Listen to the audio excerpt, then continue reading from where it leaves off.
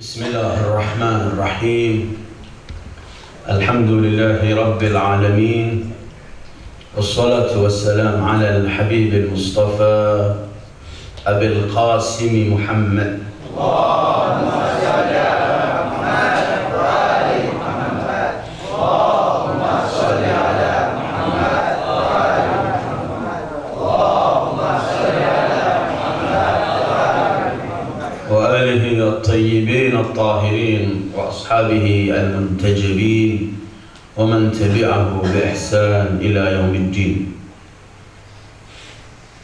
Ayyuhal ikhwah wal hadirun, assalamu alaikum warahmatullahi wabarakatuh. A'udzu billahi minasy syaithanir rajim. Fabima rahmatin minallahi linta lahum walau kunta faddan ghalidhal qalbi lanfaddu min hawlik. A'udzu billahi minasy syaithanir rajim. Wa innaka la'ala khuluqin 'azim. Shadaqallahul 'aliyyul 'azim. Alhamdulillah, Allah pertemukan lagi pada malam yang bahagia ini dalam kajian kita yang ke-25 malam ini. Dua pertemuan yang lalu kita membicarakan mengenai Al-Abdul Haqiqi wa Sayyidil Wujud Muhammad sallallahu alaihi wa alihi, hamba Allah yang hakiki, dengan ayat-ayat yang kita baca.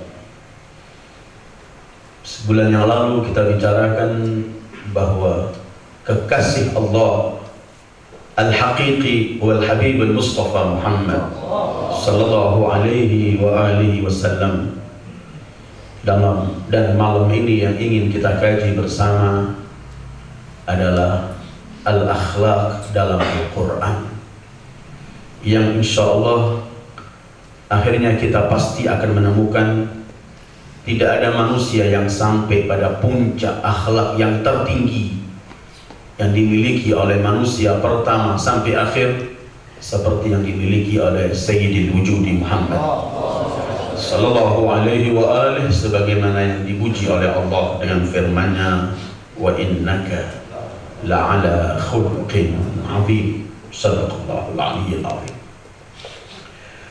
Kenapa kita membahas al-akhlaq? Pembahasan al-akhlaq itu adalah pembahasan yang diperlukan oleh setiap saat dan setiap zaman. Tetapi untuk zaman kita saat ini lebih lagi diperlukan untuk pembahasan mengenai akhlak yang dipekerti itu. Karena di zaman yang kita hidup saat ini adalah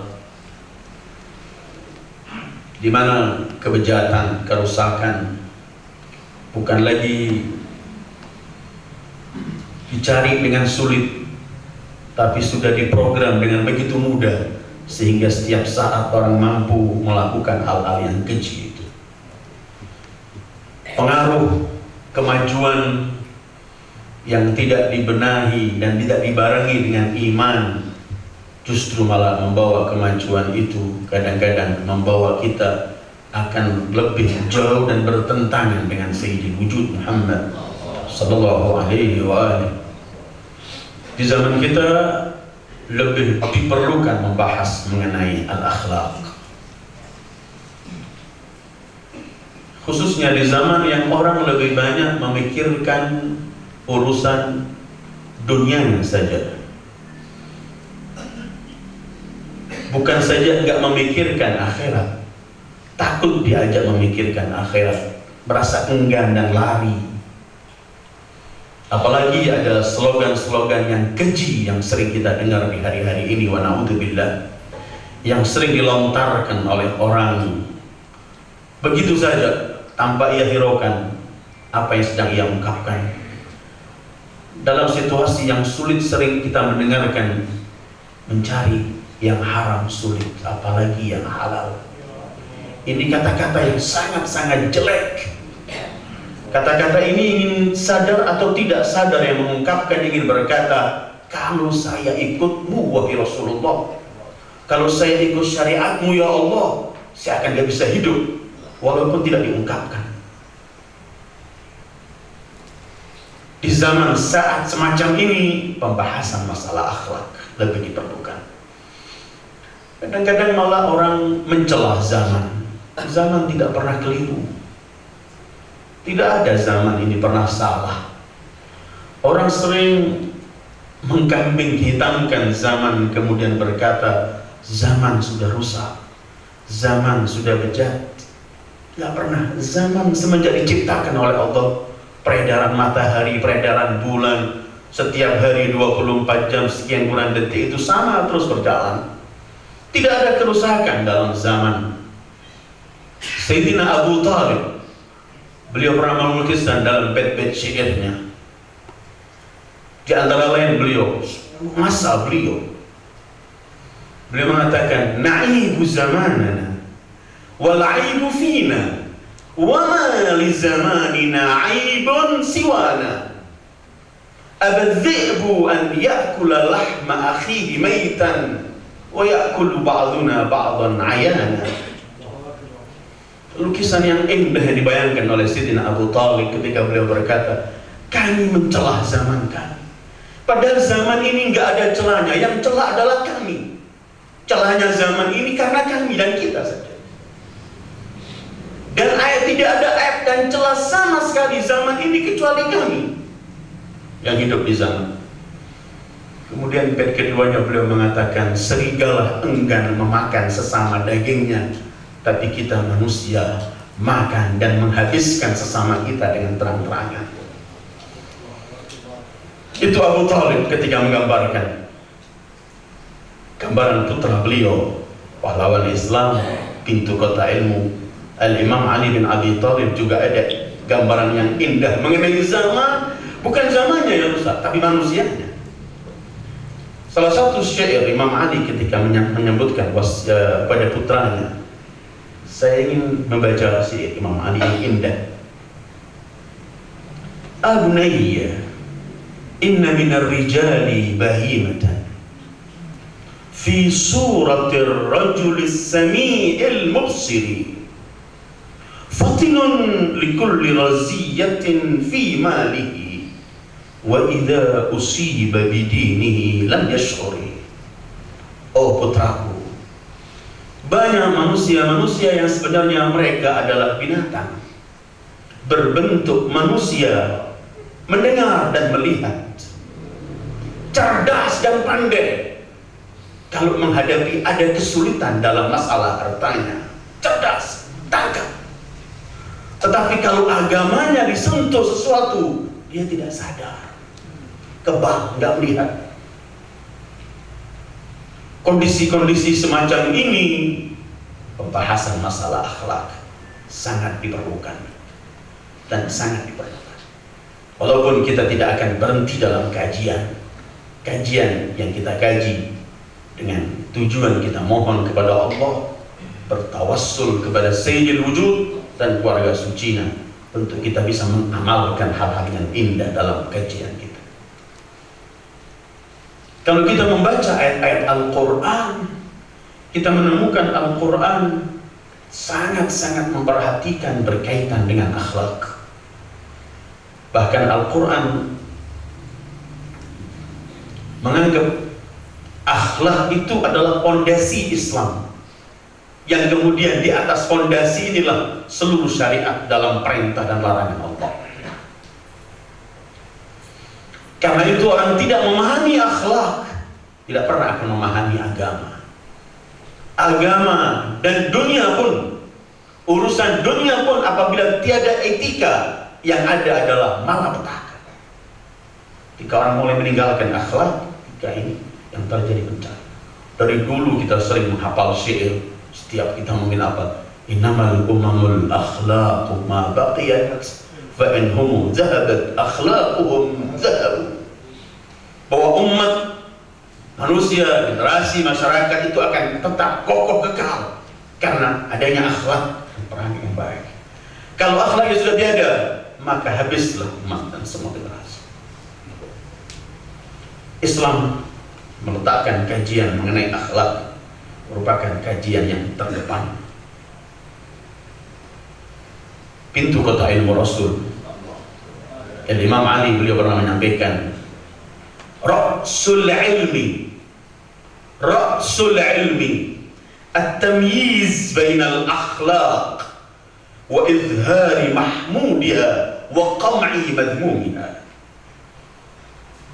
Ra'sul ilmi, puncaknya ilmu itu, pokok ilmu itu adalah kajian mengenai akhlak untuk dinampakkan perangai-perangai yang indah dan untuk membasmi akhlak dan perangai-perangai yang keji. Itu ilmu pertama adalah memisah dan memilah. At-tamyiz, Ra'sul ilm at-tamyiz, memisah, memilah. Supaya orang kemudian tahu ini yang baik untuk diwujudkan, ditampilkan, dipraktekkan, dan ini jelek untuk dikikis dan disirnakan.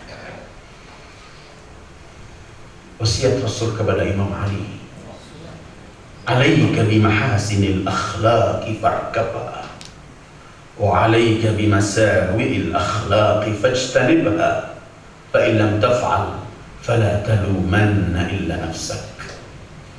Dalam semua perangai-perangai baik kamu harus mengetahui dan pegang untuk kamu laksanakan, dan kamu juga harus mengetahui perangai-perangai dan akhlak-akhlak yang keji untuk kamu tinggalkan. Kalau tidak, jangan menyalahkan kecuali dirimu sendiri.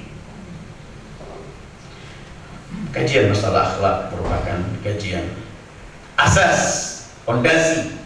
Di atasnya kelak syariat akan dibangun. Lebih dari itu, Islam Al-Quran dalam kajian-kajian ayatnya, seperti dalam surat Jum'ah, laqad manallahu alaikum, surat Ali Imran, surat Al-Baqarah, ada 3 ayat yang menyebutkan bahwa tujuan Allah mengutus Nabi ini ialah untuk membacakan kitab dan mensucikan diri, dan itulah akhlak. Bahkan Rasul pernah menggambarkan sallallahu alaihi wa alihi, tujuan pokoknya beliau diutus oleh Allah, tujuan prinsipnya. Bahkan seakan-akan dalam bahasa beliau ini cuma ini, yang lainnya nggak ada. Ketika beliau bersabda sallallahu alaihi wa alihi, innama bu'ithtu liutammima makarimal akhlaq. Yang memahami bahasa Arab, kata-kata innama artinya hanya. Aku diutus ini hanya untuk mensempurnakan akhlak. Jadi kalau di Al-Quran Allah menceritakan para nabi dengan perangainya masing-masing. Nabi Yusuf dengan bagaimana beliau menjaga dirinya di hadapan dengan fitnah bermacam-macam. Nabi Ayub ketika dalam posisi sakit. Nabi Musa menghadapi umat yang begitu melakukan hal-hal yang keji di hadapan beliau. Nabi Ibrahim yang melewati bermacam-macam ujian dan cobaan. Semua perangai-perangai semacam ini terwungkul, wujud semuanya ada pada Sayyidil Wujudi Muhammad sallallahu alaihi wa sallam. Karena itu kemudian beliau menyebutkan innama bu'ithtu. Para nabi-nabi sebelumnya membawa perangai demi perangai ini, tapi aku diutus oleh Allah untuk mensempurnakan semua ini. Karena itu kemudian kita menemukan, saya akan lewat sebelum saya masuk ke bahasan ayat-ayatnya, kepada riwayat-riwayat dari Rasulullah yang menunjukkan begitu pentingnya akhlak. Bukan sebagian lagi dari agama. Ya, agama ini adalah akhlak. Saya akan baca 2, 3, atau 4 riwayat dari Sayyidil Wujudi Muhammad sallallahu alaihi wa sallam. Pertama, beliau pernah bersabda, inna akmalal mu'minina imanan ahsanuhum khuluqa. Sesungguhnya orang mukmin yang paling sempurna imannya adalah orang yang paling baik budi pekertinya. Mau jadi mukmin sempurna, lewat jalannya cuma memiliki budi pekerti yang sempurna. Hadis kedua, anhu sallallahu alaihi wa alihi, ma yudha'u fi mizan imri'in yawmal qiyamah afdal min husnil khuluq. Tidak ada yang letakkan di timbangan seorang mukmin kelak di hari kiamat yang lebih mulia seperti perangai yang baik, akhlak yang mulia. Padahal timbangan ini kelak yang akan menentukan nasib kita di akhirat. Fa amma man thaqulat mawazinuhu baru fahuwa fi 'ishatin radiyah. Kalau berat timbangannya ini, kalau dalam kehidupan yang sangat-sangat menyenangkan, mendapatkan kerelaan dari Allah. Sebaliknya kalau ringan, fa amma man khaffat mawazinuhu fa ummuhu hawiyah wa ma adraka ma hiya ila akhir. Tidak ada diletakkan dalam timbangan seorang mukmin yang lebih mulia dari dipekerti dengan akhlak yang baik. Ketiga, Su'ila sallallahu alaihi wasallam, beliau pernah ditanya, ayyul a'mali afdal ya Rasulullah, amal perbuatan apa yang paling mulia ya Rasulullah? Jawaban beliau, faqala husnul khuluq, budi pekerti yang baik. Tidak ada amalan yang lebih dari ini. Bahkan satu riwayat, Rasulullah ini didatangi seseorang, langsung orang itu menghadap dari depan begini. Jar atahu rajulun min baini yadayhi faqala ya Rasulullah mad-din, agamanya apa ya Rasulullah? Orang mendengarkan Rasul membawa mengajarkan Islam, dia datang menghadap langsung depan beliau. Mad-din ya Rasulullah, apakah agama itu? Beliau menjawab, husnul khuluq, agama itu adalah budi pekerti yang baik. Fa'atahu min qibali yaminihi, orang itu datang di sebelah kanannya, bertanya pertanyaan yang sama, ya Rasulullah mad-din, agama ini apa? Rasulullah menjawab, husnul khuluq, budi pekerti yang baik. Fa'atahu min qibal shimali, datang di sebelah kiri Rasulullah, masih menanyakan yang sama, ya Rasulullah mad-din. Mungkin dia ingin mendapat agama kok cuma ini, mungkin perasaan dia begitu. Mad-din ya Rasulullah, ketiga kali pertanyaan. Kata Rasulullah, huwa husnul khuluq, budi pekerti yang baik. Terakhir Rasulullah dalam kerumunan orang begitu banyak, orang itu datang dari belakang berkata, ya Rasulullah mad-din. Rasulullah menoleh ke belakang sambil beliau bersabda, ala tafqah huwa alla taghdab, tidakkah kamu memahami agama yang kamu tanyakan itu ialah kamu jangan marah. Ada garis bawahnya, jadi akhir kita bahas. Rasulullah nggak pernah, kalau beliau mengatakan jangan marah, bukan berarti kita nggak boleh marah sama sekali, tidak. Artinya jangan marah di tempat yang tidak layak untuk marah, karena marah nggak boleh hilang dari kita. Ada sifat-sifat ini nggak boleh hilang dari kita. Sayyidul wujud marah dalam posisi tertentu. Cuma Rasulullah dalam semua hal ini, keterangan beliau cuma agama itu adalah husnul khuluq. Maka tidak ada akhlak, tidak pernah akan ada agama. Karena itu Sayyidul wujud Muhammad sallallahu alaihi wasallam, beliau ini dalam segala kebaikan di puncaknya. Berbicara ilmu, beliau orang yang paling memiliki ilmu. Berbicara takwa, beliau orang di puncak semua ketakwaan. Berbicara ibadah, beliau a'badul abidin. Berbicara apa saja, beliau di puncaknya. Begitulah Allah memberikan beliau sallallahu alaihi wa alihi, 'allamaka ma lam takun ta'lam wa kana fadlullah 'alaika 'azima, dan semuanya. Tetapi yang mendapat pujian dari Allah adalah segi akhlak. Wa innaka la'ala khuluqin 'azim.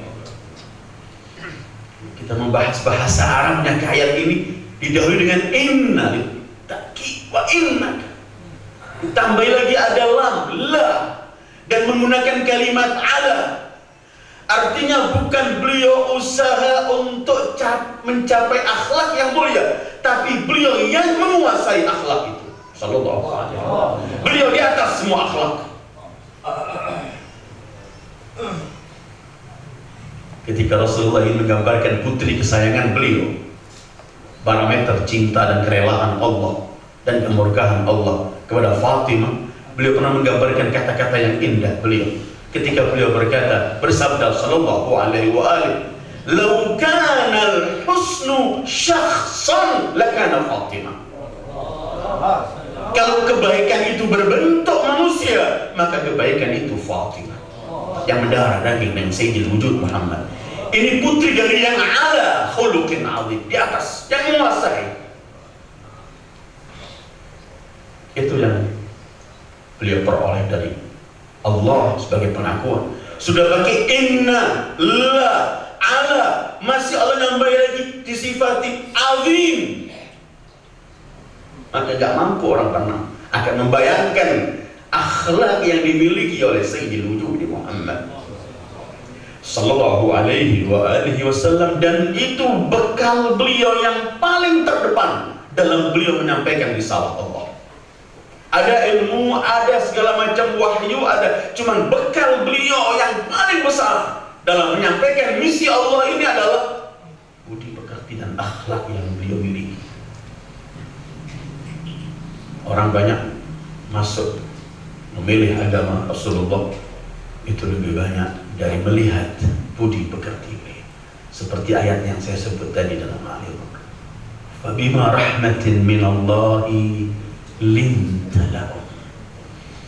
Hanya karena rahmat Allah yang Allah berikan padamu, kamu bersikap lemah lembut kepada mereka. Walau kunta faddan ghalidhal qalbi, kalau kamu keras hatimu, lan fadlu min haulik, mereka akan lari dari Nabi sallallahu alaihi wasallam. Akhlak merupakan hal yang paling prinsip dalam kehidupan kita. Seluruh ajaran syariat ini, nanti kita akan bahas bahwa ternyata seluruh syariat ini adalah tujuannya untuk hanya mengajak kita kepada pokok masalah, yaitu akhlak. Entah itu salat, entah itu zakat, entah itu haji, entah itu puasa. Seperti yang pernah kita bahas dalam membahas hukum Allah, semuanya adalah ada hukum yang berkaitan dengan manusia. Karena itu kemudian pembahasan akhlak sangat-sangat diperlukan. Akhlak itu jamak dari kalimat al-khuluq. Ada al-khuluq, ada al-khalq. Kalau al-khuluq itu adalah sesuatu yang ada di dalam jiwa kita. Kata al-khalq itu adalah tampil zahir kita, fisik kita. Lalu kita baca Maulid al-Habsyi, Maulid Habib Ali Simtud Durrah, ketika dalam syama'il mensifati Rasulullah, kana sallallahu alaihi wa alihi ahsanan nasi khuluqan wa khalqa, budi pekertinya dan fisiknya. Dan tidak ada yang sempurna, tidak ada yang melebihi kesempurnaan Sayyidil Wujud sallallahu alaihi wasallam. Itu al-khuluq sama akhlak. Kemudian orang mendefinisikan akhlak bermacam-macam. Perangai, kata, perbuatan yang sesuatu yang ada di hati manusia yang ketika dilakukan tanpa lagi banyak berpikir, spontanitas. Seperti sudah ada dalam fitrah manusia begitu. Allah fujura wa taqwa. Jadi kalau ada orang melihat di hadapan dia orang dibantai, orang dipukul, orang dianiaya, tanpa ada yang ngajari, anak kecil, orang besar, langsung melihat itu dia iba, kasihan. Itu adalah apa yang ada dalam hati. Khuluq harus tampil yang ada dalam hati, sesuatu yang terlintas di hati yang ada, ketika kemudian dipraktekkan dalam perilaku. Apabila perilakunya menjadi baik, disebut khuluqan hasanah, budi pekerti yang baik. Apabila kemudian pelampiasannya dalam perilakunya keluar yang jelek, menjadi khuluqan sayyi'ah, budi pekerti yang jelek.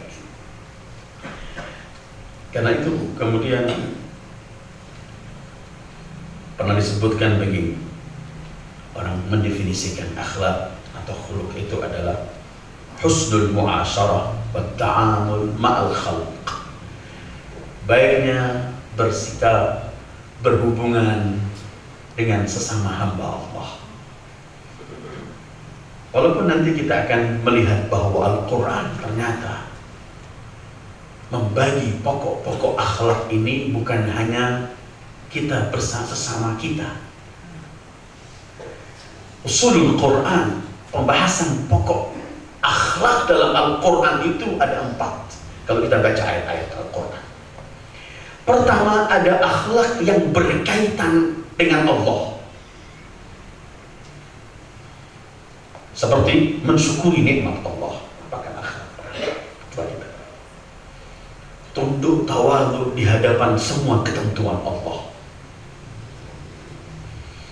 menerima dengan baik, dengan senang semua ketentuan Allah, taslim mutlak. Itu termasuk akhlak yang berhubungan kita dengan Allah. Yang kedua adalah akhlak yang berkaitan hubungan dengan sesama hamba Allah, al-muta'alliqah bil khalq, seperti tawadhu, rendah hati, saling mencintai, saling mendahulukan yang lain, atau pergaulan dan perilaku yang indah, menyenangkan dengan sesama manusia. Itu akhlak-akhlak yang berkaitan hubungan kita dengan sesama hamba Allah. Jadi yang pertama, hubungan akhlak berkaitan dengan Allah. Kedua, dengan hamba Allah. Ketiga, hubungan akhlak berkaitan dengan diri kita sendiri, untuk kita mensucikan diri, tazkiyatun nafs, mensucikan diri dari penyakit-penyakit keji, dari sifat-sifat yang merusak, amradul qalb. Itu ayat-ayat Al-Quran selalu membawa kita hubungan dengan Allah dalam bentuk akhlak, hubungan kita dengan sesama hamba Allah, hubungan kita dengan diri kita. Bahkan liyuzakkihim dalam surat Jum'ah, dalam surat Al-Baqarah, dalam surat Ali Imran, sering Allah dahulukan tazkiyah sebelum tilawah. Tugas Nabi itu kan membacakan Al-Quran, mengajarkan orang, yatlu alaihim ayati wa yu'allimuhumul kitab. Dalam beberapa ayat Allah dahulukan yuzakkihim, baru yatlu alaihim. Seakan-akan tugas pokoknya ialah mensucikan diri, tazkiyah. Seperti kalau Allah mendahulukan Quran atas ciptaan manusia, sehingga sebagai isyarat dari Al-Quran bahwa manusia diciptakan untuk supaya berkiblat pada Al-Quran dalam semua kehidupan, konsep kehidupannya. Ar-Rahman 'allamal Quran, baru khalaqal insan. Padahal sebenarnya urutannya Ar-Rahman khalaqal insan, 'allamahul Quran. Tapi tidak, Allah dahulukan Ar-Rahman 'allamal Quran, khalaqal insan, sebagai isyarat bahwa khalaqal, manusia diciptakan ini tujuannya untuk memegang teguh Al-Quran sebagai konsep hidupnya untuk memperoleh keselamatan. Dalam beberapa tugas Allah, tugas Rasul dalam Al-Quran untuk Sayyidil Wujud, dalam 3 ayat yang menyampaikan, membaca, mengajarkan, mensucikan. Dalam 2 ayatnya Allah dahulukan mensucikan sebelum membaca dan mengajar, menunjukkan bahwa yang dibacakan, yang diajarkan tujuannya untuk ini. Ini akhlak dalam bentuk ketiga, bentuk berhubungan dengan jiwa, tathhirun nafs, tazkiyatun nafs. Nanti ketika kita kembali bahwa ternyata puasa, haji, sholat, zakat, ini hubungannya Allah ajarkan, perintahkan, ini cuma tujuannya ke sana. Nanti akan kita ketemukan dalam seperti zakat, akan kita banyak bahwa tuzakkihim biha, itu kamu sucikan dari yang mengambil harta ini. Keempat, akhlak dalam Al-Quran, hubungan kita dengan Allah, hubungan kita sesama kita manusia, hubungan kita dengan diri dan jiwa kita, hubungan kita dengan lingkungan. Sebagaimana kita nggak boleh boros, badir, nggak boleh kita menghancurkan ciptaan-ciptaan Allah yang ada karena akan mengganggu yang lain. Itu juga antara urusan akhlak. Sampai-sampai Rasulullah pernah bersabda, jangan mubadir dalam wudhu, walaupun kamu sedang wudhu di sungai yang sedang mengalir deras airnya, jangan mubadir pada waktu. Itu cara akhlak hubungan kita dengan lingkungan. Karena kadang-kadang kita anggap lingkungan ini nggak ada, padahal lingkungan ini juga untuk kenyamanan yang Allah ciptakan, untuk berkaitan semuanya. Karena itu ketika terjadi kesulitan, problem dan masalah di tengah-tengah manusia, sering Allah sebutkan, ini masalah yang menimpa kalian manusia karena ulah kalian nggak damai, nggak ramah dengan lingkungan. Dhaharal fasadu fil barri wal bahri bima kasabat aydin nas. Ini Allah membagi antara hal semacam itu. Saya ingin berhenti dalam sebagai contoh. Baiklah, ayat-ayatnya banyak, tapi saya akan lewat pada contoh mengenai bagaimana dalam surat Luqman. Mungkin suatu saat kita akan kaji Luqman, seorang yang agung dan diabadikan oleh Allah dalam Al-Quran sampai ada namanya surat Luqman. Luqman ini ketika Allah ceritakan Luqman yang diberi oleh Allah hikmah, ilmu pengetahuan yang begitu dahsyat, wasiat nasihat untuk putranya dan semuanya. Ini beliau mengarahkan putranya kepada akhlak yang hubungan dengan Allah dan hubungan dengan sesama hamba Allah. Apa yang harus pertama disampaikan? Itu Luqman memberi isyarat dalam ayat surat Luqman. A'udzubillahi minasyaitonir rajim. Walaqad atayna Luqmana al-hikmata an ishkur lillah wa man yashkur fa innama yashkur li nafsihi wa man kafara fa innallaha ghaniyyun hamid. Nampaknya ketika Luqman ingin mulai mengarahkan kepada akhlak hubungan dengan Allah, yang diarahkan pertama malah bukan tauhid. Yang diarahkan pertama oleh Luqman ini adalah syukuri dulu pemberi nikmat, yaitu Allah. Anishkur lillah. Ini hubungan akhlak pertama adalah syukrul mun'im. Karena orang kalau belum merasakan nikmat Allah, Imam Ali pernah menggambarkan, kalau tidak ada perintah dalam Islam, tidak ada larangan dalam Islam ini, tetap kami wajib menyembah Allah sebagai mensyukuri nikmat yang diberikan kepadanya. Karena itu kemudian syukur merupakan puncak ibadah yang gak pernah berhenti.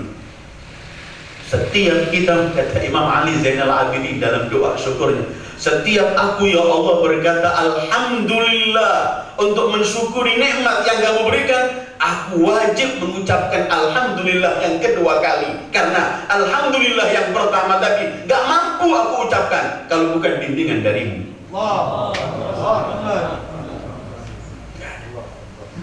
Kemudian kalau Rasulullah sholat ambil bengkar, datang ke Al-Quran, Taha ma anzalna 'alaikal Qur'an litashqa.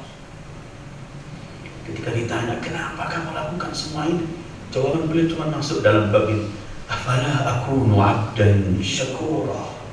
Tidakkah aku ingin masuk menjadi hamba yang bersyukur pada Allah? Wa laqad atayna Luqmana al-hikmata an ishkur lillah. Wa man yashkur fa innama yashkur li nafsihi wa man kafara fa innallaha ghaniyyun hamid. Siapa yang bersyukur pada Allah, sebenarnya ia sedang bersyukur pada dirinya sendiri. Aneh. Bersyukur pada Allah sebenarnya sedang mensyukuri diri. Kenapa? Karena setiap kita bersyukur, setiap siap-siaplah untuk menerima tambahan dari Allah. Itu jadinya. Setiap kita bersyukur berarti setiap tambahan akan datang. La in syakartum lazidakum. Alhamdulillah. Yang bersyukur pada dirinya. Yang enggak bersyukur kufur. Allah akhir. Fa innallaha ghaniyyun. Allah Maha Kaya. Hamid, Maha terpuji, enggak memerlukan. Ini berkaitan dengan akhlak yang berhubungan dengan Allah. Ini surat Al-Luqman ayat kedua. Kedua, baru berhubungan dengan Allah membicarakan tauhid. Luqman meneruskan, wa idh qala Luqman libnihi wa huwa ya'idhuhu ya bunayya la tusyrik billah inna syirka la zulmun 'adzim. Zulm berarti berseberangan dengan akhlak yang mulia. Putraku, jangan kamu sekutukan Allah. Mensekutukan Allah itu zalim yang paling besar, karena meletakkan sesuatu bukan pada tempat. Kemudian Luqman dalam surat ini masih menyebutkan mengenai muta'alliq billah, hubungan dengan Allah, tapi loncat ayatnya, yaitu kalau tadi la tusyrik billah inna syirka la zulmun 'adzim, setelah itu baru membicarakan mengenai manusia. Padahal nanti ada ayat berikutnya 15 ialah berkaitan dengan hari kiamat. Ya bunayya innaha in taku mithqala habatin min khardalin fatakun fi sakhratin aw fis samawati aw fil ardi ya'ti bi Allah jami'a. Putraku, apapun sekecil biji apapun, kalau kamu melakukan sesuatu dan yang kecil itu tersembunyi di sakhrah batu atau di langit-langit atau di dalam bumi, semua itu akan tampil di hadapan Allah. Ini masih berkaitan dengan mensyukuri nikmat, mengesahkan Allah, mempercayai hari kiamat, mengenai semua akan dinampakkan kelak di hari kiamat oleh Allah. Baru Luqman membicarakan mengenai akhlak yang berhubungan dengan sesama manusia, dan dimulai oleh manusia yang paling punya jasa, yaitu ketika kemudian Luqman berkata dalam ayat ini, wa wassaynal insana biwalidayhi hamalathu ummuhu wahnan ala wahnin wa fisaluhu fi 'amain an ishkur li wa liwalidayk ilayya al-masir. Ini mulai akhlak pada hubungan dengan sesama manusia, dan didahului pertama dengan bagaimana menghormati kedua orang tua, dan khususnya ibu. Hamalathu wahnan ala wahn, yang dalam kondisi ketika hamil dalam lemah, di atas kelemahan. Setelah itu baru syukurlah kepada Allah, anishkurli wali walidayk, hubungan akhlak. Itu ketika membicarakan hubungan antara kita dengan orang tua. Kemudian nanti kalau kedua orang tuamu mengajak kamu untuk mensekutuhi aku Allah, maka jangan taatilah, tetapi tetap wasahibhuma fid dunya ma'rufa. Urusan dunia dan semuanya tetap bergaulan dengan yang baik siapapun. Setelah itu baru rincian-rincian ayat yang dibawa oleh Luqman dalam menerangkan akhlak hubungan kita sesama kita, berkaitan dengan bagaimana harusnya cara kita menjaga salat, bagaimana harus kita dalam kehidupan ini amal ma'ruf nahi munkar. Ya bunayya aqimis salata wa'mur bil ma'ruf wanha 'anil munkar wasbir 'ala ma asabak inna dzalika min 'azmil umur. Putraku, tegakkan salat, perintahkan yang baik, cegah yang jelek. Memerintahkan yang baik, mencegah yang jelek, ini puncak akhlak ketika kita berakhlak dengan sesama Allah. Karena akhlak mengajak kepada kebaikan, maka dia tidak akan senang dan rela melihat kejelekannya. Dia akan berdakwah bagaimana cara mewujudkan kebaikan. Akhlak dalam bentuk merubah watak dan jiwa mengenai sabar. Wasbir 'ala ma asabak inna dzalika min 'azmil umur. Kemudian kita diajarkan untuk berbaik dalam pergaulan. Masih Luqman masih meneruskan, wala tusair khaddaka linnas. Jangan palingkan wajahmu di hadapan orang untuk berpaling. Ada orang yang sombong, tidak mau lihat orang, tidak mau medulikan orang. Wala tusair khaddaka linnas. Lebih dari itu kemudian Luqman masih meneruskan, wala tamshi fil ardi marha. Jangan congkak, jangan sombong, berpaling, jalan di bumi Allah dengan jalan yang sombong. Innallaha la yuhibbu kulla mukhtalin fakhur. Allah enggak senang dengan orang-orang yang congkak, sombong, membanggakan diri. Masih turun, Luqman masih menyampaikan, waqsid fi masyik. Bersikap biasalah dalam jalan. Ini tidak tengah-tengah, dalam jalan dan dalam semua hal. Enggak terlalu cepat, enggak terlalu. Waqsid fi masyik, nampak jalan yang sopan. Kemudian waghdud min sautik. Putraku, dalam pergaulan jangan teriak, rendahkan sedikit volume suara. Akhlak. Terus diteruskan oleh Luqman, inna ankaral aswat la sautul hamir. Suara yang paling tidak disenangi adalah suara keledai. Menggunakan akhlak dalam tata bahasa, tata berbicara, atau syair Imam Ali tadi, atau keledai, enggak lebih dari itu. Inna ankaral aswat la sautul hamir. Ini sebagai contoh dalam surat Luqman bagaimana ketika Al-Quran membicarakan masalah pembahasan akhlak, hubungan kita dengan Allah, hubungan kita dengan sesama hamba Allah, hubungan kita dengan jiwa dan diri kita, bagaimana cara mensucikan, membersihkan, dan kemudian ayat lain dalam surat Furqan, surat Isra mengenai wala, supaya kita dalam hal jangan berlebihan. Apapun yang kita miliki, jangan kita mengatakan saya sedang memiliki apapun saya lakukan. Bahkan ancaman-ancaman dalam riwayat, orang yang menghambur-hamburkan apa yang ia miliki bukan pada tempatnya, dia pasti sebelum meninggal akan memerlukan sesuatu itu dan dia nggak memiliki. Sering orang menghamburkan, merasa apa? Ini saya punya, kenapa? Pada suatu saat akan datang dia memerlukan sesuatu itu dan dia nggak memiliki lagi. Karena konsep kulu washrabu wala tusrifu itu tetap berjalan dalam semua hal.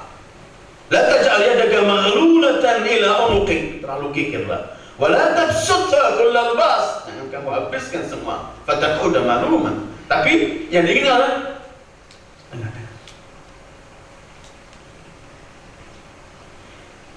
ini apabila kita melihat ayat-ayat jangan mubadir, innal mubadzirina kanu ikhwanus syayatin, hal-hal itu yang mengajari kita mulai berakhlak dengan lingkungan.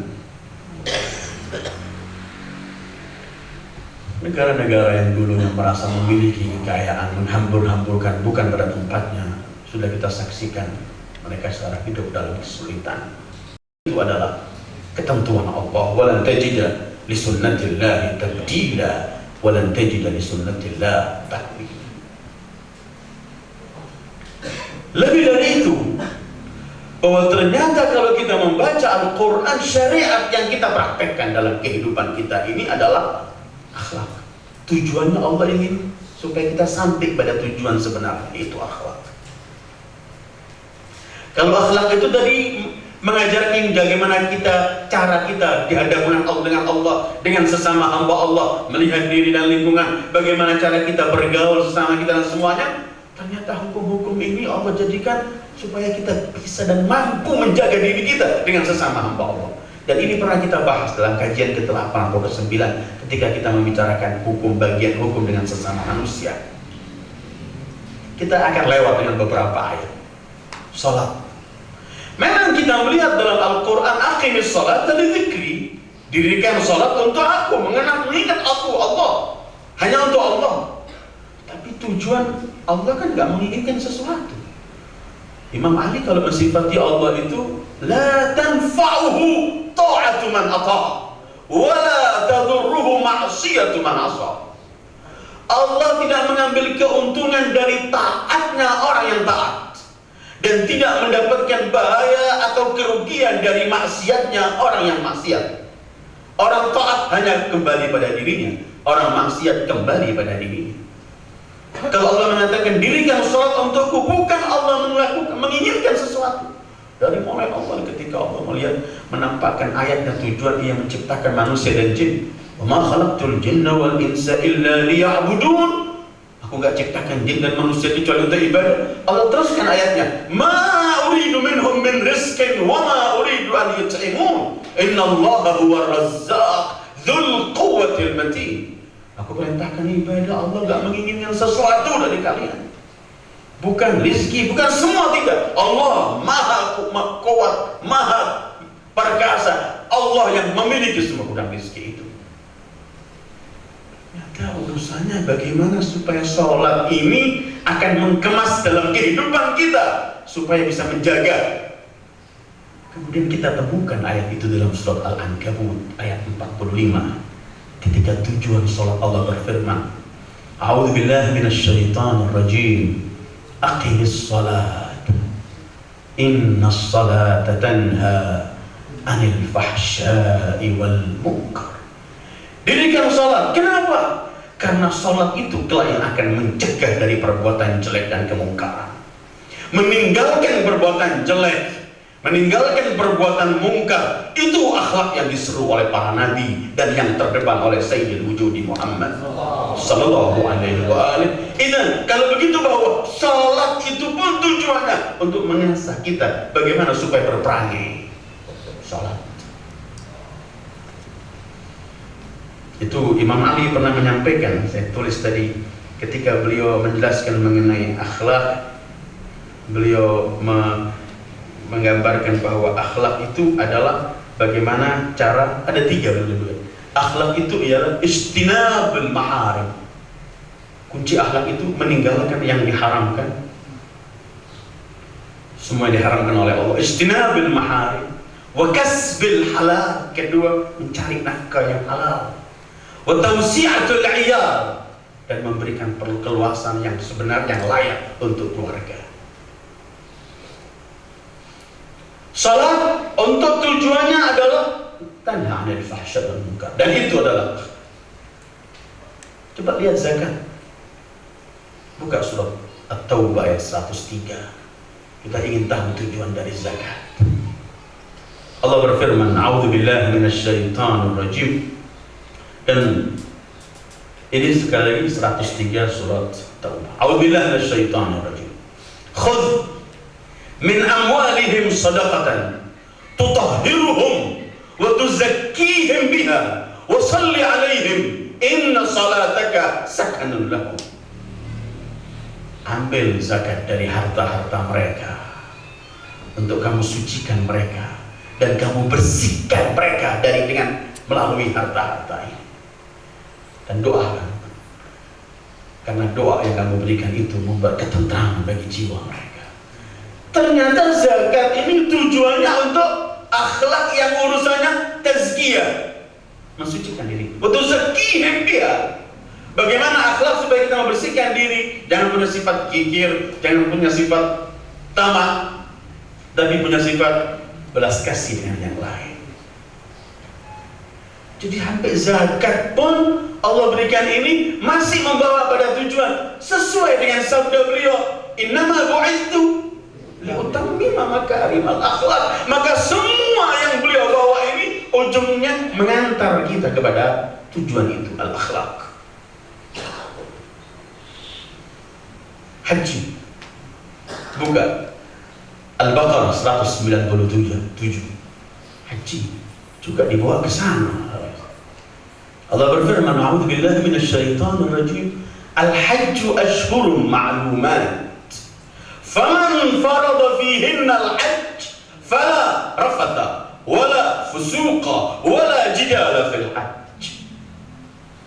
Haji adalah bulan-bulan yang telah ditentukan oleh Allah. Siapa yang telah mendapatkan kewajiban di haji, maka fala rafath, jangan berbicara jorok yang mengarah kepada hal-hal yang membawa, mencegah supaya tidak berbicara jorok, artinya bagaimana cara kita berakhlak. Fala fusuq, jangan menyimpang dari ketentuan-ketentuan Allah dengan bermaksiat. Terus wala jidala fil hajj, jangan berdebat, akan menyakiti orang, akan menjatuhkan orang, akan semua ini jangan. Ternyata haji ini pun dibawa ke sana, tujuannya untuk sampai pada akhlak. Tanpa ada akhlak, tanpa ada agama, dan gak sempurna iman seseorang. Karena akmalul mu'minina imanan ahsanuhum khuluqa. Begitu saja Rasulullah menyebutkan. Mukmin yang paling sempurna imannya adalah mukmin yang paling sempurna. Bahkan dalam hadis lain beliau mengatakan, kalian tahu gak siapa orang yang paling dekat kelak dengan kedudukannya di hari kiamat? Allah, di hari kiamat kedudukan dekat dengan Sayyidul Wujud. Ini bukan satu hal yang biasa, ini luar biasa. Orang mendambakan syafaat beliau dengan semua cara, tapi beliau mengatakan akan dekat sekali hubungannya dengan aqrabukum minni majlisan yaumal qiyamah. Siapa? Ahsan khuluq, orang yang paling baik diberkati dari kamu. Salat ke sana, haji ke sana, zakat ke sana, puasa. Kita sering mendengarkan sabda Rasulullah, kam min sha'imin laysa lahu min siyamihi illa al-ju' wal 'atash. Berapa banyak orang puasa, gak ada nilai dan pahala dalam puasanya kecuali hanya lapar dan dahaga. Puasa tapi anggota badannya tidak puasa, puasa lisannya tidak ikut puasa. Masih ingat waktu orang cerita pada Rasulullah, ada seorang wanita yang taat, ahli ibadah, ahli puasa. Jadi sampai orang ini kagum. Mereka datang pada Rasulullah menceritakan orang perempuan yang terkenal. Ada ya Rasulullah seorang wanita ahli ibadah, sering puasa. Dia sangat-sangat mendekatkan diri pada Allah. Cuma lisannya suka kasar dan mengganggu tetangganya. Rasulullah enggak menoleh jauh, cuma beliau bersabda sallallahu alaihi wa alihi, dan beliau wa ma yantiqu 'anil hawa in huwa illa wahyun yuha. Beliau ketika berbicara mendapatkan laporan ini, kemudian komentar beliau spontan, ini spontan wahyu juga. Ketika disampaikan wanita yang begini, cuma lisannya suka mengganggu tetangganya, beliau enggak menoleh jauh, beliau hanya bersabda hiya finnar, dia di neraka. Gimana ibadah dia, puasa dia, nggak sampai pada tujuan ini. Al-akhlaq. Ini kemudian Rasul dipuji oleh Allah dalam akhlaknya. Rasul mengajak semua untuk mulai. Mungkin malam ini belum kita rinci apa saja untuk akhlak, cuma sebagai pendahuluan. Ini pentingnya kajian akhlak. Karena setiap kajian sesuatu itu kan pasti ada tujuannya. Orang belajar, kalau orang belajar bahasa Arab, belajar nahwu, grammar, tujuannya supaya menjaga lisannya, tulisannya supaya nggak keliru ketika berbicara atau menulis. Orang belajar mantik juga begitu, supaya tujuannya agar mampu untuk memahami pembicaraan dan nggak keliru dalam menentukan hukum. Orang belajar membela diri juga ada tujuannya supaya dia bisa menyelamatkan dirinya ketika ada bahaya, tantangan orang mengganggu dia. Tujuan orang mengenal akhlak yang disebut oleh Imam Ali Rasul ilm at-tamyiz. Kok ilmu itulah yang mampu memisahkan antara akhlak. Tujuan orang mengaji akhlak itu ialah untuk menjaga dirinya supaya tidak melakukan kesalahan ketika ia berangkat menuju kepada Allah, supaya sampai pada titik tujuannya dalam keadaan selamat dalam sirat yang sebenarnya. Itu tujuan. Kalau enggak,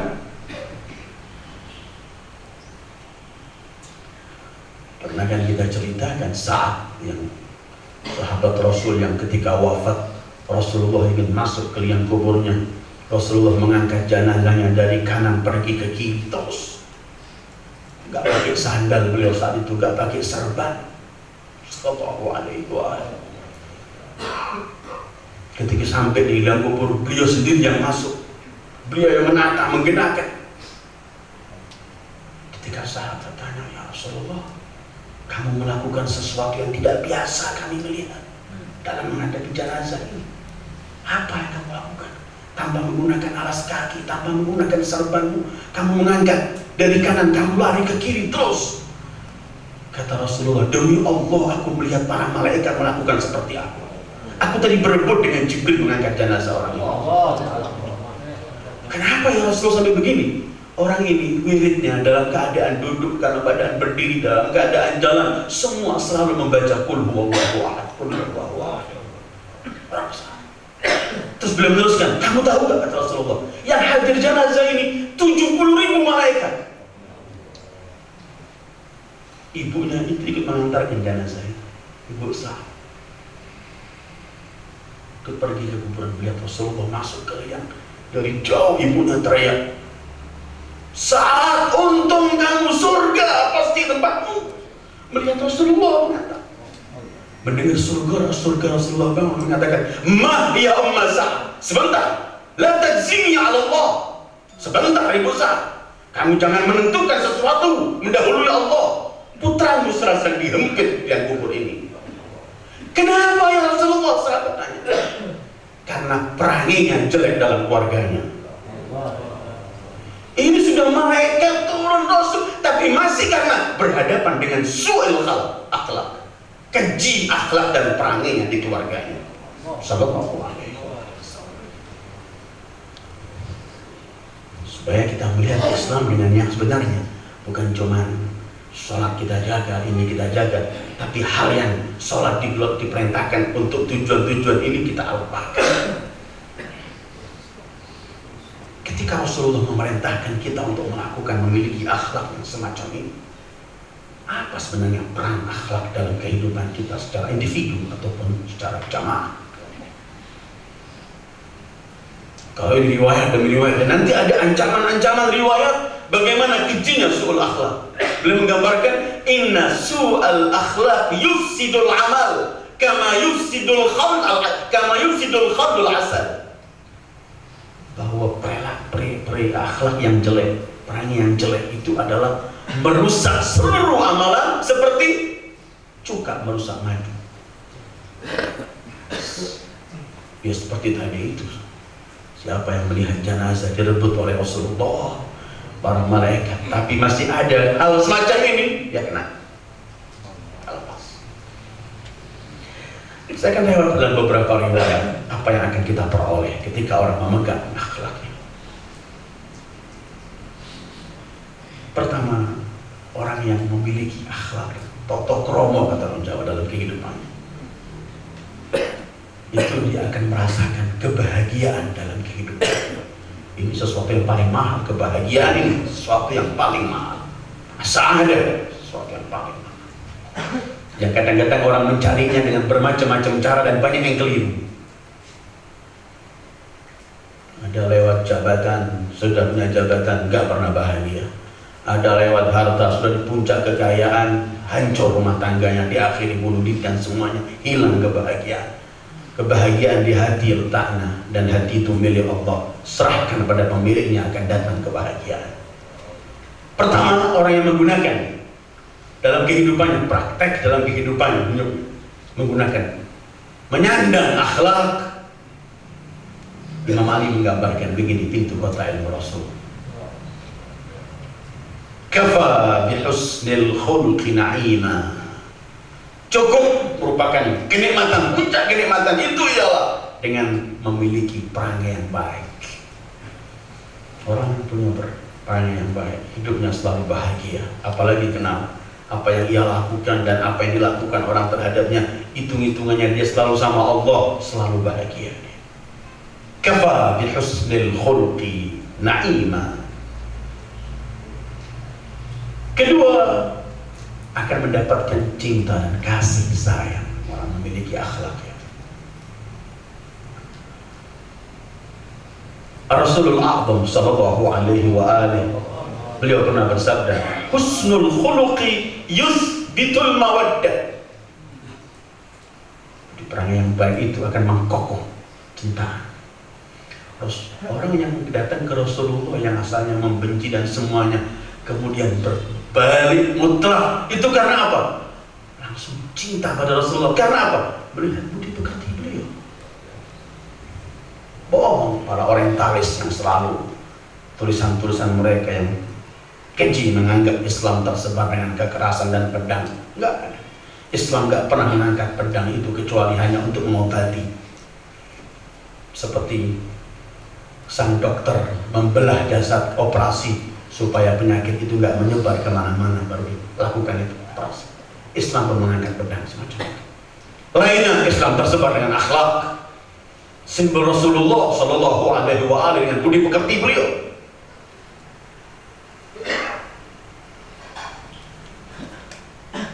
Ada salah satu tawanan beliau, dalam peperangan beliau menawan orang Sallallahu Alaihi Wasallam. Disuruh meletakkan di tawan gitu. Setiap pagi beliau datang ke tawanan itu. Kaifa asbahat? Bagaimana keadaan tawanan? Dan Rasulullah bukan gak banyak kerja, penuh kerjaan beliau, tugas beliau penuh. Wahyu, menerima orang, menyampaikan, menjawab semuanya, tapi masih ada waktu datang menjenguk tawanannya. Kaifa asbahat? Namanya tawanan itu kalau nggak salah sudah menulis Sumama. Kaifa asbahta ya Sumama? Kata Sumama itu, dalam keadaan in taqtul dam wa in tarham darham. Kalau kamu bunuh, ya kamu bunuh makhluk yang berdarah, bernyawa ini. Tapi kalau kamu berbelas kasih, kamu belas kasih pada saya, masih ada hubungan kita sesama bangsa dan semuanya, hubungan rahim keluarga. Terus beliau menoleh pada sahabatnya, jaga makanan dan minumannya, jangan sampai terlambat. Beliau keluar. Besok datang lagi, kaifa asbahta ya Rasul? Gimana keadaanmu? Jawabannya dia sama. Entaqtul dadam wa entaqan ala dirah. Beliau menoleh lagi, jaga makanan tawanan kalian ini, jaga, dan minumannya. Hari ketiga datang Sayyidul Wujud sallallahu alaihi wasallam. Mawaddah fi qulubin nas. Kaifa haluka ya Thumama? Kaifa asbaht? Kata dia, sahabat yang sama, taqtul dadam wa tarham ala dirah. Rasulullah kemudian senyum, beliau berkata hari ketiga, atliqu sarah, lepaskan begitu dilepaskan, lari orang ini mencari ada sumur yang ada di kebun kurma, mandi dia. Terus mandi selesai, dia bilang, aku mau menghadap Muhammad.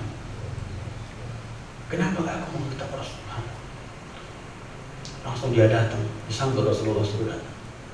Langsung dia teriak persis di hadapan Rasulullah, ya Muhammad, laisa ala wajhil ard wajhun abghadu ilayya min wajhik. Tidak ada di muka bumi ini wajah yang paling kubenci seperti wajahmu. Wa laisa ala wajhil ard dinun abghadu ilayya min dinik. Enggak ada di muka bumi ini agama yang kubenci seperti agamamu yang kamu bawa ini. Lakin al-ana ya Muhammad, isma' minni, ashhadu an la ilaha illallah wa annaka ya Muhammad Rasulullah. Ya Muhammad, laisa ala wajhil ardi wajhun ahabbu ilayya min wajhik, wa laisa ala wajhil ardi ahab ilayya min dinik. Sekarang tidak ada wajah, tidak ada agama yang lebih kucintai di muka bumi ini seperti wajahmu dan agamamu. Apa Rasulullah memberikan pembahasan falsafat yang begitu dalam mengenai kebenaran Islam pada orang tawanan ini? Apa beliau menyampaikan dengan argumen supaya dia masuk Islam? Tidak, dengan sikap beliau. Dan semacam ini riwayat demi riwayat yang orang datang menghadap Rasulullah, berubah semua kehidupan. Hatim At-Ta'i yang terkenal orang yang paling dermawan, dia hidup di sebelum zaman Rasulullah. Sangat peribahasa ajwad min Hatim. Hatim itu terkenal yang paling dermawan orang Arab saat itu, dermawan. Dan dermawan ini salah satu akhlak yang berbahasa. Katanya Hatim itu punya budak banyak. Kalau malam dia panggil budaknya, biasanya suruh nyalakan api di atas gunung supaya musafir lihat api nanti mampir. Kalau sampai mampir karena apimu, aku bebaskan kamu karena cintanya sama tamu dia. Awqit fa innal layla laylun qarru warrihu ya ghulam rihun sirru alla yara naraka man yamurru in jalaba dhaifan fa anta hurru. Hei, nyalakan wahai budakku, ini malam-malam dingin dan gelap. Nah, kalau sampai api yang kamu nyalakan itu bisa membuat orang yang lewat mampir ke tempat ini, kamu aku bebaskan. Hatim. Tapi dia wafat sebelum Rasulullah. Dalam salah satu peperangan, anaknya Hatim perempuan termasuk tawanan, namanya Safana. Safana termasuk tawanan. Tawan dengan kabilah Hatim begitu banyak. Katanya Safana, izinkan aku ketemu Muhammad. Rasulullah diberitahu, anaknya Hatim. Rasulullah dengar Hatim, orang yang begitu suka menerima tamu, menyelesaikan urusan orang dan semuanya itu. Safana ketika di hadapan Rasulullah dia teriak, ya Muhammad, inna abi kana yuqrid dhaif. Abahku ini adalah selalu menerima tamu, menjamu tamu dan memberi orang. Abi ya'mur bimakarimil akhlaq, memerintahkan orang untuk berbuat baik. Maka demi jasa ayahku, bebaskan aku. Rasulullah beliau bersabda, aku bebaskan engkau karena ayahmu. Kata Safana, aku sendiri ya Rasulullah, sementara aku bersama banyak dari kabilah Hatim. Kata Rasulullah, engkau dan seluruh kabilah Hatim bebas. Setelah dibebaskan, masuk Islam semua. Dengan apa? Al-akhlak. Ada satu cerita yang sekarang terjadi. Ini hal-hal yang semacam ini mungkin cerita itu sudah menggugah kita. Salah satu tawanan perang Irak yang ditawan di Irak, ada seorang hamba soleh di penjara itu. Setiap hari dia dipukul oleh yang jaga, setiap hari. Seperti penjaganya sudah menjadikan ini kewajiban dia, sarapan makan siangnya terus berbulan-bulan. Ini sakit, dia datangkan dokter terus. Suatu hari ada utusan dari PBB untuk melihat kondisi para tawanan. Datang, ya, masalah HAM kemanusiaan, simbol-simbol semacam itu yang penuh kebohongan juga datang untuk menemui para tawanan. Ketika datang, yang termasuk yang mengantar tawanan ya orang itu yang tiap hari mukulin. Termasuk salah satu yang interogasi adalah ya orang yang dipukul tiap hari. Kondisi. Ketika ditanya sampai pada dia, gimana kamu merasakan di sini? Dia bilang serba enak semuanya. Apakah kamu dapat tekanan? Tidak. Semua di sini semua baik orangnya. Apakah kamu tidak mendapatkan ini kekerasan? Tidak. Semua baik. Nampak ada sesuatu di mukamu? Ya, saya terjatuh, saya ini mulai dia. Terus tetap dia mengatakan. Sementara yang mukulin duduk di samping dia dalam ketakutan. Setelah selesai pulang diantar. Pulang semua, kembali yang mukul ini dipanggil lagi. Kamu yang setiap hari saya mukuli, setiap hari, tidak ada hari tanpa memukul kamu, nyiksa kamu. Kenapa tadi kamu ketika ditanya mengatakan baik? Dia bilang, aku malu untuk melaporkan sesama saudara kepada orang non muslim yang bukan muslim. Setelah mendapatkan jawaban ini, dia cium kaki orang itu, dia peluk, dia tobat. Dia minta maaf dengan deresan air mata, minta maaf dia. Sekarang aku sudah sekian lama dosa dengan kamu. Apa yang engkau minta dariku? Kata orang itu, berikan aku izin mengajar orang-orang di penjara ini untuk menyampaikan sedikit ilmu untuk orang berilmu. Kamu silakan. Beberapa tahun berikutnya yang keluar dari penjara itu ulama semuanya berkat akhlak orang. Ini dan hal-hal semacam ini dalam kehidupan lingkungan kita mungkin masih banyak. Tapi ini sebenarnya yusbitul mawaddah, husnul khuluq yusbitul mawaddah. Orang yang ingin mendapatkan kesenangan, kebahagiaan, husnul khuluq, mendapatkan mawaddah fi khuluqin nas, husnul khuluq. Ketiga, as-sa'atu fil arzaq, keluasan dalam rizki, dalam bentuk rizki mutlak. Bisa rizki yang maknawi, bisa rizki yang materi yang ada, atau rizki berbentuk lain. Karena dari semua rizki Allah yang paling murah itu materi, paling murah rizki Allah. Baiklah, masih banyak rizki-rizki yang jauh lebih mahal daripada materi. Jadi kalau kadang-kadang kita minta sama Allah harta nggak dikasih, jangan sultan sama Allah. Ada pemberian yang lebih mahal dari itu, kita nggak sadar. Kalau urusan kekayaan, hatta orang-orang kafir diberi oleh Allah, itu bukan tanda Allah mencintai orang itu, karena tanda hinanya apa itu? As-sa'atu fil arzaq. Imam Ali pernah menyebutkan husnul khuluq yazidu fil rizq, bahwa husnul khuluq itu menambah rezeki. Beliau pun mengatakan sa'atul akhlaq kunuzul arzaq. Keluasan akhlak itu merupakan gudang-gudang rezeki. Saya kira tidak ada rezeki lebih mahal daripada yakin dengan ketentuan Allah, yakin dengan janji Allah, merasa bahagia dengan Allah, itu hal yang mahal. Keempat, kalau urusan akhirat, husnul khuluq akan membawa kita mendapatkan kedudukan yang tinggi di sisi Allah. Dalam kajian yang ke-8 atau pernah kita kaji masalah hukum dan manusia itu, pernah saya bawa hadis yang Rasulullah pernah bersabda sallallahu alaihi wa alihi, innal 'abda la yablughu bi husni khuluqihi 'azim darajatil akhirah wa syarafil manazil wa innahu la dha'iful ibadah sallallahu alaihi wa alihi. Ada seseorang hamba memperoleh di sisi Allah kedudukan yang tinggi, derajat yang tinggi dan kemuliaan yang tinggi karena budi pekertinya yang baik. Padahal wa innahu la dhaiful ibadah, ibadahnya lemah sekali, lemah ibadahnya, tapi punya akhlak, punya etika dalam kehidupan ini dengan Allah, dengan manusia, dengan dirinya, dengan lingkungan yang ia lihat.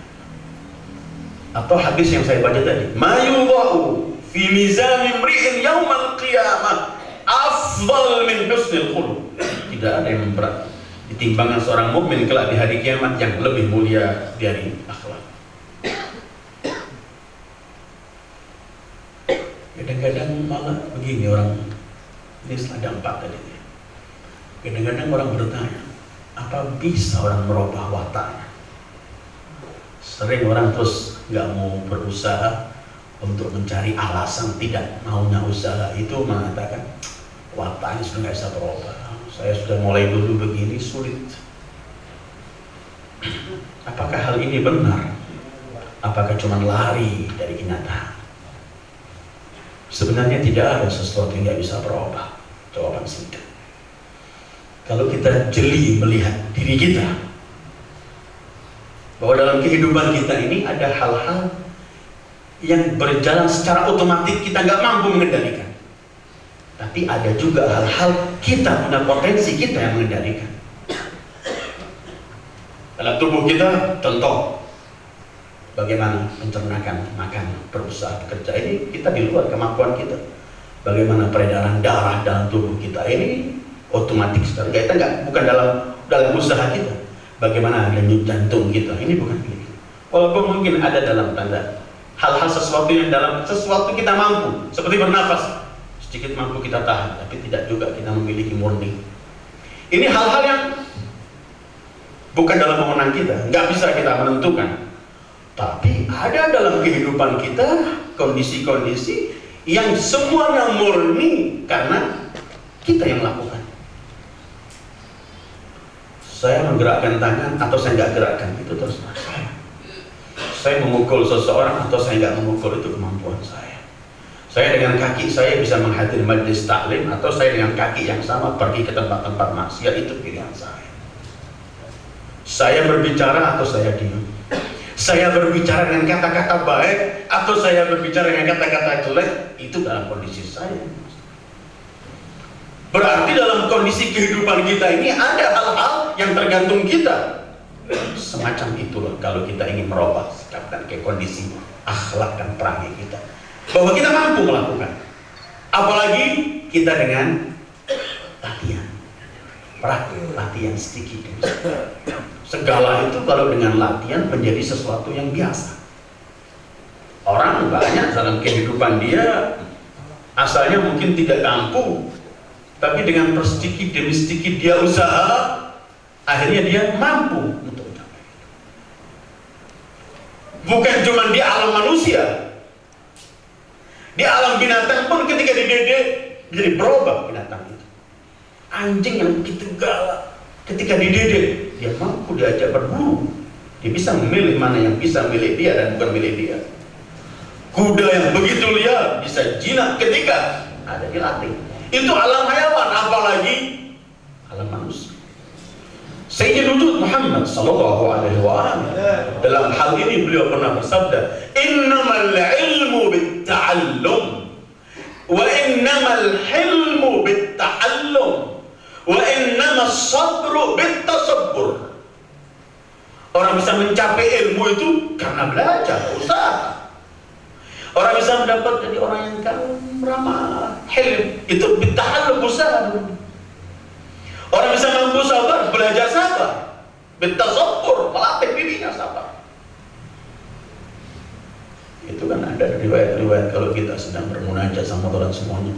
Kalau nggak mampu nangis, usahakan ya apa caranya, model apapun supaya nangis. Tabaki namanya. Artinya dalam kehidupan untuk menjelang sesuatu yang besar nilainya itu akhlakul karimah, kita mampu menjalankannya untuk sedikit demi sedikit terlatih. Apalagi udah menjadi akhirnya sedikit demi sedikit menjadi sesuatu yang sulit untuk ditinggalkan. Maaf, ada orang dulunya nggak merokok, kemudian mulai merokok, kemudian punya pikiran, saya nggak bisa meninggalkan, jadi ada. Hal yang sama, ketika dia melatih kebaikan, suatu saat akan sampai pada pendirian, saya nggak bisa meninggalkan ini. Terbiasa. Orang yang diet makan, tadinya begitu banyak, ketika dia mengendalikan dirinya, ternyata mampu.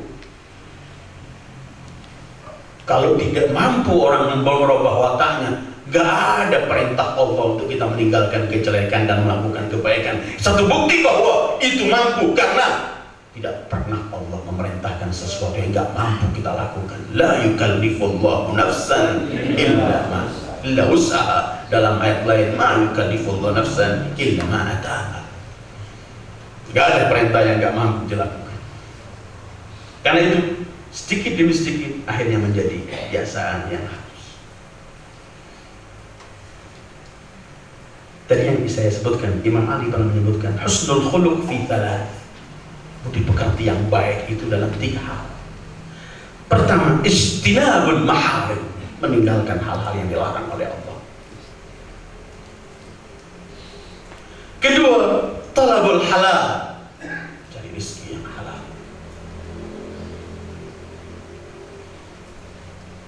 Rasulullah pernah bersabda dalam artinya, Allah ini telah membagi rezeki dengan ketentuannya. Karena itu kalau mencari, fa'ajmilu fit talab, bersikap baiklah dalam mencari rezeki itu. Dalam riwayat lain beliau menyebutkan amal ma'ruf nahi mungkar, enggak menjauhkan rezeki atau mendekatkan ajal. Supaya jangan sampai ketika kita mau berbisnis kita lupa hal-hal yang haram. Bahkan kita takut menegur orang melakukan haram, takut kalau yang kita tegur nanti enggak menjadi konsumen yang baik pada kita. Rasulullah jauh-jauh menyebutkan amal ma'ruf nahi mungkar, enggak mendekatkan ajal dan tidak menjauhkan rezeki. Rezeki ditentukan oleh Allah, karena itu fa'ajmilu fit talab, carilah dengan cara yang baik. Ijtinabul maharim, kasbul halal, wa tawassu 'ala al-'iyal, memberi kecukupan pada keluarga. Kan kita tanya, kenapa justru keluarga? Karena banyak orang ini hidupnya zalim di dalam keluarganya, walaupun bertampil indah di luar sana. Menjadi orang yang ramah tamah di kantornya, menjadi orang yang ramah tamah dengan kawan-kawannya, tapi buat bencana dengan keluarganya sendiri. Sering kita sebutkan, dalam tempat ini pun berkali-kali kita sebutkan salah satu wasiat Imam Ali pada putranya Imam Hasan, wala yakunanna ahluka ashqal khalqi bik. Putraku, jangan sampai keluargamu menjadi orang yang paling menderita darimu. Ijtinabul maharim, kasbul halal, wa tawassu 'ala al-'iyal. Imam Ja'far Shadiq beliau pernah ditanya, ma haddu husnul khuluq? Apa batas di pekerti yang baik? Ada batasnya enggak? Beliau menjawab, an tulayyina janibak wa tutayyib kalamak wa talqa akhak bi bishrin hasan. Batas budi pekerti itu adalah bagaimana kamu bisa lemah lembut di hadapan yang lain. Bagaimana kamu mengatur kata-kata dan bahasa yang baik dalam tutur katamu. Dan bagaimana kamu bertemu dengan saudaramu dengan wajah yang senyum. Jangan kita tampil supaya orang takut. Kadang-kadang orang menikmati kalau orang takut pada dirinya. Terus tampil harus masam, tampil dengan bringis, dan merasa bangga dia kalau orang takut dengannya. Padahal Rasulullah pernah bersabda, paling celakanya umatku adalah orang yang dihormati, karena yang menghormati takut kalau nggak dihormati dia marah. Jadi dihormati karena orang takut saja, menjadi orang yang paling celaka, kata Rasulullah. Kaifa kana Rasul husnul tabassum, dalam semua hal husnul kepada siapapun. Itu yang beliau berikan pada umatnya. Kemana yang akan kita bawa akhlak ini? Ada 3 hal.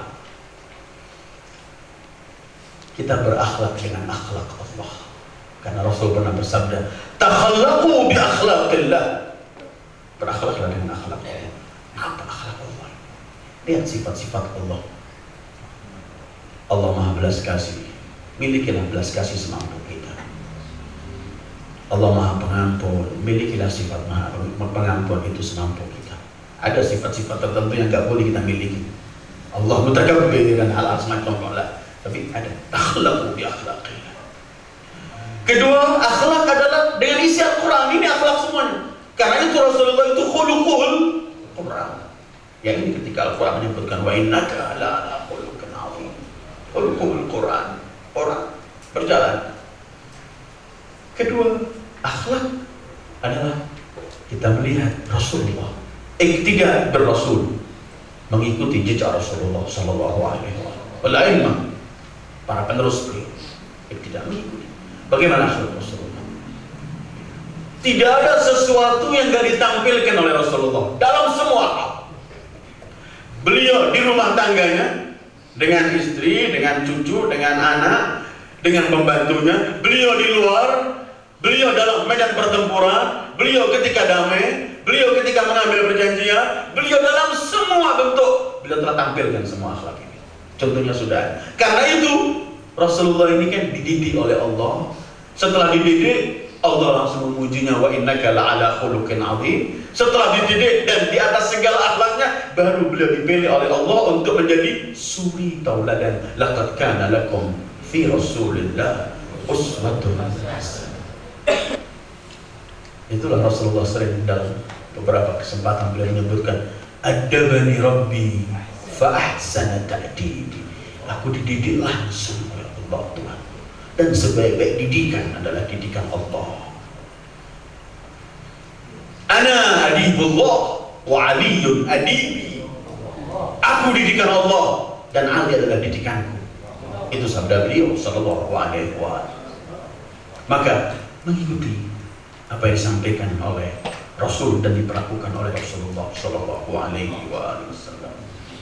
Kalau enggak, amal kebaikan kita akan hancur. Seperti sabda beliau, inna su'al khuluqi la yufsidul amal kama yufsidul khal al-asal. Jadi pekerti yang jelek itu akan merusak semua amalan, seperti cuka merusak madu. Seperti tadi sudah malaikat 70 turun, segala macam Rasulullah turun, kalian kumpulin semuanya, masih ada ganjalan. Karena apa? Dirusak oleh budi pekerti dan peranginya kepada keluarganya. Sebelum saya akhiri, Imam Ali pernah membagi kemuliaan itu pada 4. Dan sebenarnya 4 ini kunci akhlak. Kalau ada 4 ini baru akan timbul akhlak.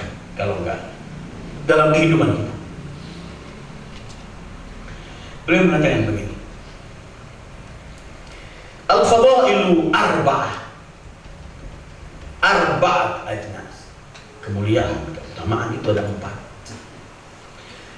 Ahaduha al-hikmah wa qiwamuha fil fiqh.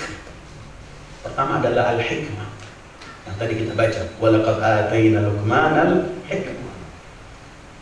Dan gaya hikmah ini dengan apa? Dengan pemikiran. Artinya ilmu yang Allah berikan padanya. Hikmah ini Allah sebutkan, wa may yu'tal hikmata faqad utiya khairan katsira. Begitu firman Allah. Siapa yang diberi oleh Allah al-hikmah, ilmu ini, yang bisa memisahkan mana yang baik, mana yang jelek, mana yang hak, mana yang batil, mana yang harus dilakukan, mana yang tinggalkan. Ini semua hikmah. Faman, siapa yang diberikan hikmah, faqad utiya khairan katsira. Sungguh dia telah diberikan kebaikan yang begitu banyak. Kedua, al-iffah, harga diri. Wa qiwamuha fi syahwat. Gani dalam syahwat. Ini saya akan mulai dari sebentar. Wasalith al-quwwah, kekuatan, ilmu, akal, ilmu, kemudian syahwat, al-iffah tadi dalam syahwat, kemudian iffah, harga diri. Ketiga, kekuatan dan qiwamuha, al-quwwah. Mana di mana letak kekuatan ini? Fil ghadab, dalam rasa marah. Warrabi al-adlu wa qiwamuhu fi i'tidali quwan nafs. Keempat adalah keadilan. Jadi ada empat: ilmu, akal atau ilmu, syahwat, marah, dan keadilan. Empat ini harus ada. Ilmu pertama atau hikmah, dengan ini orang mampu memilah mana yang baik, mana yang jelek. Ini pertama modal. Tamyiz. Kedua, syahwat. Orang punya keinginan. Syahwat itu Islam datang gak mematikan keinginan, tapi mengatur kemana diarahkan. Kalau mati keinginan seseorang gak boleh. Orang bisa punya syahwat kepada perempuan, kepada harta, pada jabatan, diizinkan oleh Islam, tapi dia arah, bukan disuruh buang. Karena ini yang mendorong orang untuk dia bisa iffah kalau bisa menjaga syahwat. Dia bisa punya orang yang jujur dalam bentuk dia menginginkan harta, tapi dengan mencari dengan yang cara baik, dengan kejujuran harus ada. Ketiga, al-ghadab, marah, nggak boleh hilang marah dalam Islam, tapi diarahkan di mana harus marah. Karena itu Al-Quran mensifati orang-orang itu bukan hilang marahnya, tapi menahan marahnya. Wal kadhiminal ghaidha wal 'afina 'anil nas wallahu yuhibbul muhsinin. Yang menahan rasa marahnya. Imam Musa al-Kadhim disebut kadhim, ini beliau menahan marahnya. Hidupnya dari penjara ke penjara selama hidupnya, tapi kadhim jaga. Wal kadhiminal ghaidha. Setelah itu diriwayatkan pada Imam Ali Zainal Abidin, wa fi riwayat dari Imam Ja'far Shadiq, ada pembantunya yang budaknya yang mengucurkan air begitu panas mengenai. Harus kita pahami ya, ketika terjadi itu spontan budak di ketakutan membaca ayat wal kadhiminal ghaidh. Jangan kita beranggap Imam Ali Zainal Abidin diajari oleh pembantunya, jangan salah paham. Pelajari sejarah beliau. Beliau ini hidup dalam era yang sangat dikepung, dimusuhi setelah pasca Karbala. Gak mampu menyampaikan ilmu Rasulullah. Cara beliau selalu membeli budak, dipekerjakan dalam kebunnya, tapi budak-budaknya itu setiap hari diberi pelajaran. Nanti Arafah disuruh pulang masing-masing, dikasih uang untuk pulang masing-masing. Jadi budaknya yang baca itu karena telah setiap hari mendapatkan pelajaran dari Al-Imam Sajjad. Wal kadhiminal ghaidh, kata budaknya. Kata Imam Sajjad, aku telah tahan marahku. Wal 'afina 'anil nas, diteruskan ayatnya, yang memaafkan orang, aku maafkan kamu, kata Imam Sajjad. Wallahu yuhibbul muhsinin, Allah cinta pada orang berbuat baik. Anta hurrun liwajhillah, aku bebaskan kamu untuk Allah. Jadi harus ada al-syahwat, harus ada al-ghadab, harus ada setelah al-ilm, tapi harus memiliki keadilan. Sehingga adil itu nanti yang menentukan sifat syahwat dan ghadab kita. Ghadab di tempatnya itu nanti adil yang mengatur. Kekuatan, orang menjadi berani membela sesuatu, ada sifat marah. Rasulullah beliau marah. Karena itu ayyuhal ikhwah, sifat kebaikan atau kejelekan itu dermawan, kikir, berani, pengecut, dan hal semacam itu semua sifat itu adalah relatif. Berani sifat yang baik belum tentu. Kikir sifat yang jelek belum tentu. Relatif. Apa yang harus ada? Ada etika. Di mana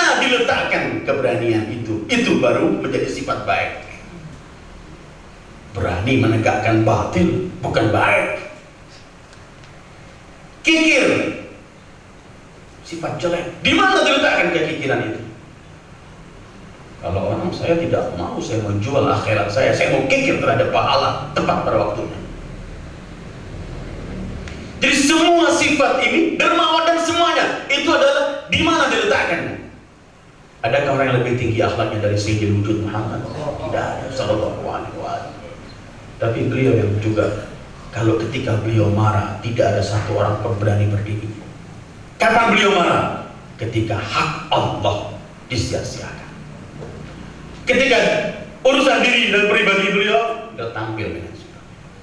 Karena itu kalau heran kita melihat Rasulullah ini simbol rahmat Allah, tapi dalam Al-Quran ada nama surat Muhammad. Kalau kita baca buku-buku tafsir, surat Muhammad itu juga namanya surat Al-Qital, surat perang. Ketemu Rasulullah dengan rahmatnya, dengan perangnya. Tapi itu Rasulullah Sallallahu Alaihi Wasallam. Beliau yang pemaaf dalam semua hal, tapi beliau menggunakan baju perangnya, beliau yang memegang pedangnya, beliau yang perang di tengah-tengah pertempuran. Sifat itu relatif. Di mana kita letakkan sifat tersebut? Kebaikan indah, keberanian indah ketika kita berikan keberanian itu pada tempat yang harus kita berikan. Ayyul ikhwah, kalau kita melihat 4 yang disebut oleh Imam Ali itu harus ada pada kita, baru akan timbul akhlak. Yang terakhir itu selain ilmu atau akal, ilmu, syahwat, marah, ada. Keadilan ini nanti akan menentukan sikap, karena adil itu kan meletakkan sesuatu pada tempatnya. Yang akan mengontrol keberanian dalam bentuk kita marah itu adil. Ketika di luar, maka dia tidak lagi disebut keberanian. Begitu. Dalam bentuk marah, adil menentukan kapan harus bersikap marah. Tapi di luar ketentuan itu, nanti adil akan mengatakan bukan tempatnya. Jadi harus ada 4 hal ini pada diri manusia. Pernah Allah gandengkan ketika Allah mensifati kaum mukminin dalam Al-Quran. Allah mensifati mukminin sepertinya mencakup semua 4 ini. Ilmu, ada syahwat, ada ghadab, karena ada berani, dan ada keadilan. Innamal mu'minuna alladzina amanu billahi wa rasulihi thumma lam yartabu. Sesungguhnya orang-orang yang beriman itu adalah mereka yang beriman pada Allah dan Rasulnya, kemudian tidak ragu untuk menentukan sikap. Tidak ragu ini perlu ilmu. Yang tadi yang pertama, ilmu akan menentukan. Wajahadu bi amwalihim min syahwat. Dia mengajarkan dia cinta harta, tapi kemudian dia dermawan, berani menginfakkan hartanya di jalan Allah, sakha, dalam kedermawanan. Bi amwalihim wa anfusihim, berani jihad dengan dirinya, begitu memiliki keberanian. Ada sifat marah yang dikontrol oleh keadilan, timbul dia marah, berani menghadapi musuh Allah. Lam yartabu wajahadu bi amwalihim wa anfusihim, baru Allah sifati mereka, ulaika humus shadiqun. Mereka lah orang-orang yang benar-benar jujur dalam keimanannya, memiliki keadilan. Ini kajian kita malam ini berkaitan pada akhlak. Tinggal nanti kita bagi bagaimana akhlak kita terhadap pada orang tua, kepada anak, pada anak. Hatta seorang ayah pun harus memiliki akhlak pada anaknya, sama. Tuntutan Islam sama. Bagaimana seorang istri pada suami, suami pada istri, bagaimana kita pelayan, majikan kepada pembantu dan pelayan. Semua ini ada di antara sesama manusia, ada cara akhlaknya. Ketika mulai akhlak ini tidak lagi dihiraukan, rumah tangga nggak ada lagi hormat, saling menghormati, saling kasih sayang, nggak ada lagi yang tua berbelas kasih pada yang muda menghormati yang tua. Karena itu ancaman Rasulullah kan hal-hal semacam ini kita kadang-kadang melihat sepele. Tapi ancamannya laisa minna. Apa artinya laisa minna? Bukan dari golonganku. Terus kemana kita? Kalau gak diakui golongan Rasulullah. Nampaknya simpel. Apa yang keluar dari golonganmu ini apa ya Rasulullah? Beliau bersabda, laisa minna man lam yarham saghirana wa lam yuwaqqir kabirana. Bukan dari golonganku. Siapa? Yang tidak berbelas kasih kepada yang lebih muda dan tidak menghormati yang lebih tua. Urusannya kan seperti sesuatu yang biasa, tapi ancamannya bukan dari golongan. Nah, semacam itu nanti kalau kita kembangkan kajian akhlak ini dalam bentuk apapun. Karena itu jangan diartikan akhlak itu kalau cuma kita menundukkan tangan kita di hadapan orang. Itu ada perilaku zahir kita. Akhlak itu keberanian, akhlak itu kejujuran, akhlak itu adalah kedermawanan, akhlak itu adalah memikul tanggung jawab yang sebenarnya. Akhlak itu adalah penjagaan hal-hal semacam ini. Mungkin bisa dikembangkan dan diluaskan dalam kajian-kajian berikutnya. Wassallallahu ala khairi khalqi Muhammad wa alihi ajma'in. Wassalamualaikum warahmatullahi wabarakatuh.